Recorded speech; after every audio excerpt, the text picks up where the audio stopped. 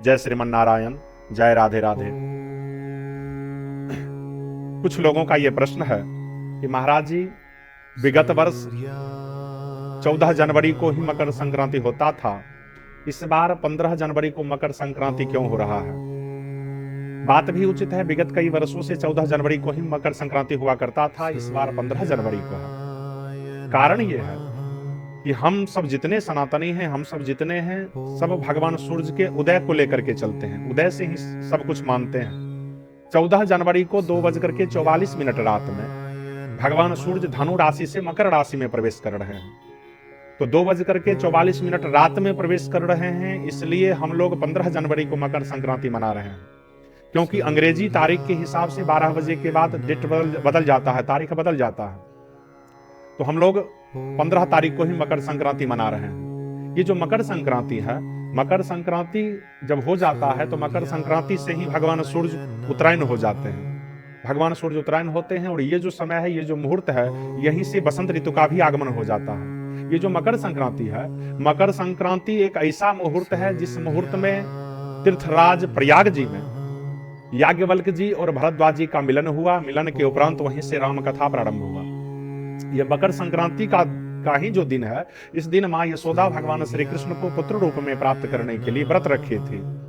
इसी तिथि को, इसी मुहूर्त में भागीरथी गंगा भागीरथी के पीछे पीछे कपिल मुनि के आश्रम से चलते हुए सागर में जाकर के मिली थी।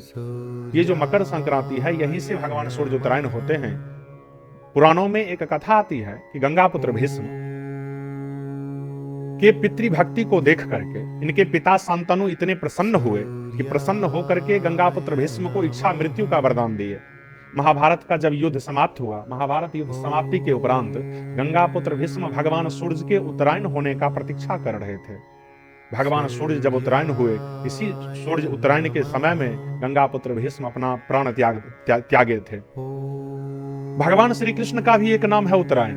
अब प्रश्न ये उठता है कि भगवान श्री कृष्ण का नाम उत्तरायण क्यों है? क्योंकि भगवान श्री कृष्ण परीक्षित जी को बचाने के लिए, परीक्षित जी का रक्षा करने के लिए भगवान श्री कृष्ण माता उत्तरा के गर्भ में प्रवेश किए थे। तो माता उत्तरा के गर्भ में प्रवेश करने के कारण भगवान श्री कृष्ण का एक नाम है उत्तरायण। और यहाँ मुहूर्त देखिए कि भगवान सूर्य भी उत्तरायण है और गंगापुत्र भीष्म के सामने में भगवान श्री कृष्ण, जो इनका एक नाम है उत्तरायण, ये भी उत्तरायण है। इसी शुभ मुहूर्त में भगवान गंगापुत्र भीष्म अपना प्राण त्याग किए थे। खास करके ये जो मकर संक्रांति का मुहूर्त है, इसमें तिल दान का बहुत बड़ा महत्व है, ब्राह्मण भोजन कराने का बहुत बड़ा महत्व है। खास करके भगवान सूर्य को आप इस मुहूर्त में जल दीजिए, भगवान सूर्य को अर्घ दीजिए, भगवान सूर्य का नाम लीजिए, भगवान नाम का जप कीजिए। इस सब का अक्षय फल है, दान करने का भी अक्षय फल है, इसलिए इस मुहूर्त में दान करना चाहिए।